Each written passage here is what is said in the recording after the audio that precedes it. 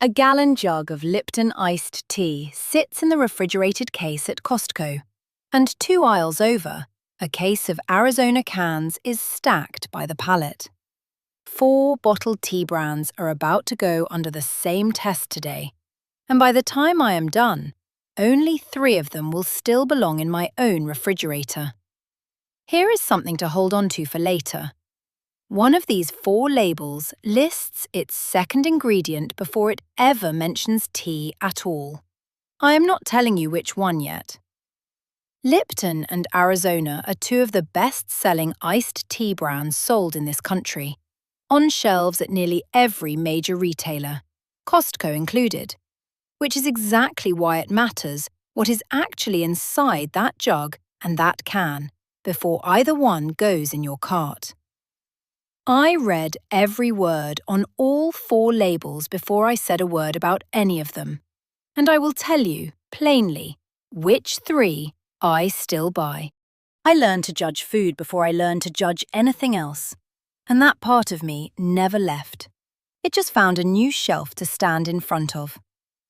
Before I go any further, which of these 4 do you reach for most? Lipton, Arizona, Snapple, or Gold Peak? Tell me in the comments and tell me honestly, because I'm about to compare what you are drinking against what its own label says about itself. I am not asking to embarrass anyone. I bought at least 2 of these 4 for years myself, and I want to know I am not the only one starting from that same shelf. Iced tea occupies a strange shelf in most grocery stores. It sits near the water and the lemonade, but it is marketed like something poured from a pitcher that sat steeping on a porch all afternoon. That pitcher is doing a great deal of work because it lets a bottle built mostly from sweetener slide past as something close to homemade. I grew up making tea the slow way, in a glass jar left out in the sun until the leaves had given up everything they had. And I learned early that real tea tastes like tea, not like sugar wearing a tea-coloured coat. There was no label to read on that jar, no picture to trust or distrust, just leaves, water, and whatever sweetness I decided to add afterward, which most days was none at all. Have you ever turned one of these bottles around before it went in your cart? Or do you trust the picture on the front the way most people do? That is the question every one of these 4 brands has to answer today. My mother never had a bottle of anything in her kitchen. Everything sweet was something she chose to add, spoonful by spoonful, and she always knew exactly how much of it went in. That is the habit I am measuring these 4 bottles against, and I am starting with the one that barely misses the mark. It gets worse from there. Gold Peak is the one dressed the best. The bottle uses the word brewed, the way a diner uses the word homestyle, and the label carries a slight sheen of something more expensive than what sits next to it on the shelf. I turned it over anyway. Filtered water is first, brewed tea is second, and sugar comes in third, after the tea, not before it. I did not expect that order from a bottle sitting in the same cooler as the other 3, and I will admit it caught me a little off guard. You would expect the fancier bottle, the one that costs a little more, to be the exception on this list, the one that does not belong here at all. It is not the exception. Tea outranking sugar on the ingredient list is a genuinely better sign than the other 3 brands can claim, and I want to be fair about that. But sugar is still the 3rd ingredient in a bottle sold as tea, and a splash of real brewed tea at the top does not undo the fact that this is still a sweetened drink wearing a more convincing costume. I turned the bottle over expecting the worst label of the 4. It was not the worst. It was just the best disguised. My verdict on Gold Peak. Better ingredient order than its neighbours. Still a sugar drink. Still not something I keep in my own refrigerator. But the mildest miss on this list, and it earns that distinction honestly. The word brewed on the front of that bottle is not false, and I want to say that plainly, because I am not in the business of calling a company a liar over one word. Brewed tea really is in there, and it really does outrank the sugar. What I am saying is narrower than that. A true word on the front of a bottle does not tell you where that ingredient landed once you turn the bottle around. And that is the habit I want you to walk away with today, on this bottle and every one after it. Where this list goes from here only gets harder to defend. Lipton is next, and this is the one I have the hardest time being clinical about, because I bought this exact yellow-capped bottle for years before I ever turned it around.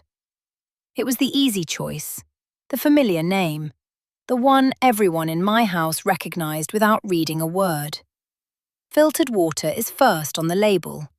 High fructose corn syrup is second. Tea is third. Read that again. The sweetener outranks the tea.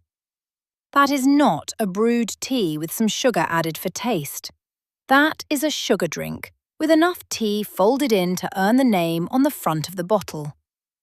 The picture on that label shows tea leaves and a slice of lemon, the kind of scene that belongs on a porch, in a pitcher, made at home. What is actually inside leans much closer to flavoured syrup water, and that gap between the picture and the ingredient list is exactly the kind of thing I learned to watch for a long time ago. That gap between what the label pictures and what the label lists is not unique to Lipton. It is common enough across this entire shelf that it has a name people use now: a health halo. A label that lets a drink borrow the reputation of something healthier than it actually is. My own reading of the ingredients told me that before I ever heard anyone else call it that. Do you check the ingredient order? Or do you trust the name you have always known? My verdict on this bottle? The name is Lipton, but the second ingredient is doing more work than the tea is, and that is not a small thing to overlook. I am not angry at the company for making a sweet drink. Plenty of drinks are built to be sweet, and they say so honestly on the front. What sits wrong with me is the picture.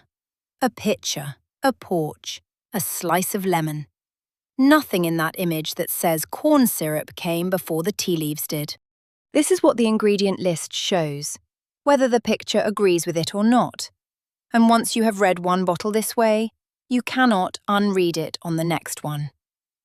Snapple comes next, and if Lipton disappointed me, Snapple irritated me a little, because the branding leans even harder into fruit and freshness than Lipton does. Filtered water again. High fructose corn syrup again, second on the list. Tea, again, sitting third, doing the least work of the three ingredients that matter most. When was the last time you looked past the fruit printed across a Snapple label? Because the ingredient list underneath that fruit reads almost exactly like the last bottle I just put down. This is not a lemon tea with a little sugar in it. This is a sugar drink with a lemon and tea flavour built on top, in a bottle designed to feel more like a treat than a drink you would question.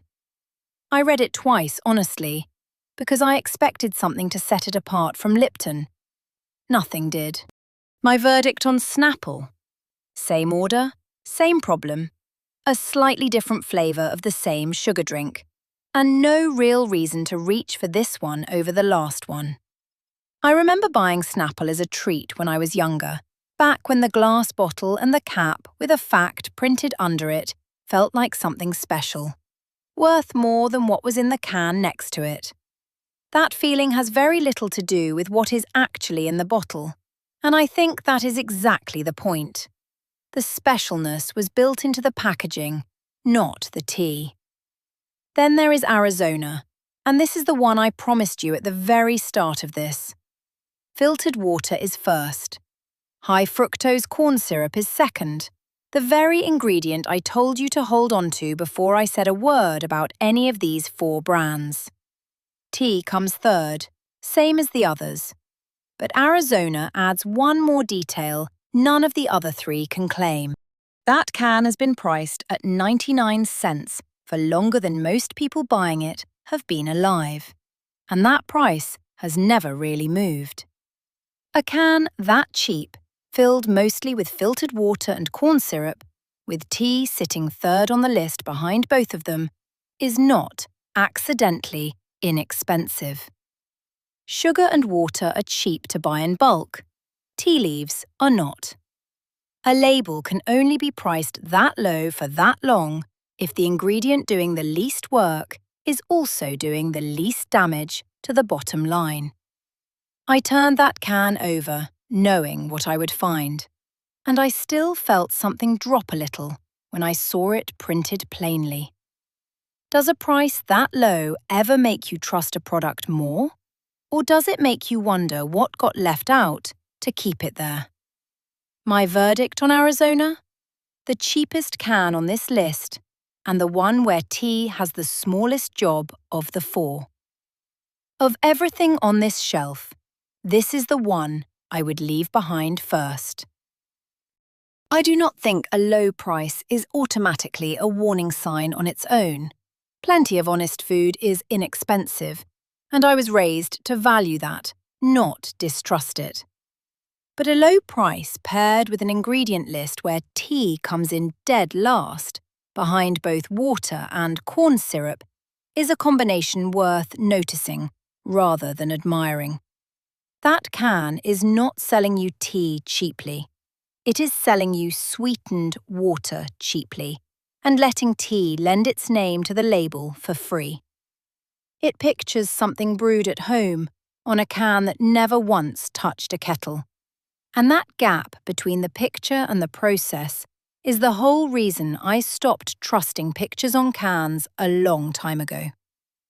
If you found something on your own shelf while I was reading through these 4, you already know why I keep doing this the slow way, one label at a time. I am not here to perform outrage over a can of tea.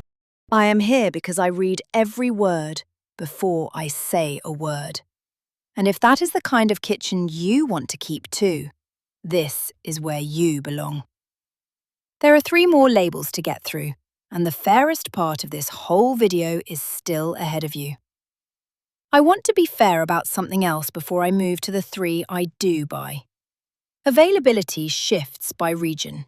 Not every one of these 4 sits on every shelf in the country the same way, and Costco's selection is not identical to what a smaller grocery store carries. Ingredient lists change over time too, sometimes quietly, when a company reformulates without much announcement. Have you checked your own bottle lately? Or has it been sitting in the same spot in your refrigerator since you stopped paying attention to what was actually in it? A bottle labelled as a diet or zero sugar version of any of these 4 brands is a different label entirely, with a different ingredient list. And everything I read today applies specifically to the classic sweetened versions sitting next to them on the same shelf.